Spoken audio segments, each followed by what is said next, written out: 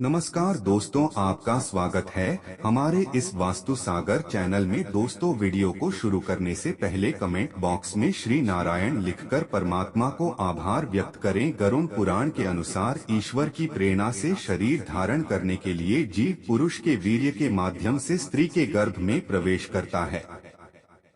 प्रथम रात्रि में जीव एक सूक्ष्म कण के आकार का होता है, 5 रात्रि में बुलबुले के बराबर तथा 10 दिन का जीव एक बेर के समान हो जाता है। इसके बाद वह एक माँ के पेट का आकार लेकर एक अंडे के समान हो जाता है। 1 महीने में शिशु का सिर निकल आता है, दूसरे महीने में हाथ पैर आदि अंगों की रचना होती है। तीसरे महीने में नाखून रोग हड्डी लिंग नाक कान मुंह आदि अंग बन जाते हैं। चौथे महीने में त्वचा मांस रक्त मज्जा का निर्माण होता है। 5वें महीने में शिशु को भूख और प्यास लगने लगती है।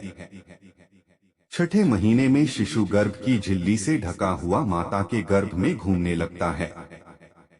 आगे बताया गया है कि भोजन के रूप में जो भी मां ग्रहण करती है, उस भोजन का रस नाभि के जरिए शिशु के शरीर में पहुंचता है।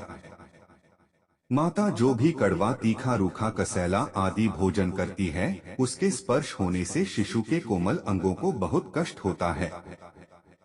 इसके बाद शिशु का मस्तक नीचे की ओर तथा पैर ऊपर की ओर हो जाता है। यह सभी बातें तो आप पहले से ही जानते होंगे, लेकिन गरुड़ पुराण में आगे बताया गया है कि शिशु जब गर्भ में होता है तब वह हर सुख दुख को भली भांति समझता है। इतना ही नहीं, शिशु को मां के गर्भ में अपने पूर्व जन्म भी याद आ जाते हैं। उसे याद होता है कि वह पिछले जन्म में क्या था, उसे याद होता है कि पिछले जन्म में उसके साथ क्या क्या हुआ था, उसने क्या कर्म किए थे और उसकी मृत्यु कैसे हुई थी। भविष्य पुराण में लिखा है कि शिशु यह विचार करता है कि मैंने अनेकों योनियों में जन्म लिया और बार बार मुझे मृत्यु प्राप्त हुई। फिर शिशु यह सोचता है कि पुनः गर्भ से बाहर आने के बाद उसे संसार के बंधन में बंधना होगा और फिर मृत्यु को प्राप्त होना होगा। इसे लेकर भविष्य पुराण आगे कहता है कि जितना कष्ट पर्वत के नीचे दब जाने से किसी मनुष्य को होता है, उतना ही कष्ट गर्भ में शिशु को भी होता है। समुद्र में डूबने से जो दुख होता है, वही दुख गर्भ में शिशु महसूस करता है। गरुड़ पुराण के अनुसार 7वें महीने में जीव को ज्ञान की प्राप्ति होती है और वह सोचता है, मैं इस गर्भ से बाहर जाऊंगा तो ईश्वर को फिर से भूलकर मोह माया में फंस जाऊंगा। ऐसा सोचकर वह दुखी होता है और इधर उधर घूमने लगता है। शिशु सोचता है कि अपने परिवारजनों को सुख देने के उद्देश्य से जो पाप कर मैंने अपने पिछले सैकड़ों जन्मों में किए हैं, उसका फल भोगने के लिए 8 में अकेले हैं। जिन लोगों के लिए मैंने वह पाप कर्म किए थे, आज वह साथ नहीं है। गर्भस्थ शिशु भगवान विष्णु का स्मरण करता हुआ सोचता है कि हे भगवान, इस योनि से अलग हो आपके चरणों की भक्ति करूंगा, जिससे मैं मुक्ति को प्राप्त कर सकूं। वीडियो में अंत तक बने रहे। फिर गर्भस्थ शिशु प्रार्थना करता है कि मैं मल मूत्र के कोई में हूँ और भूख से व्याकुल इस गर्भ से मुक्त होने की इच्छा करता हूँ।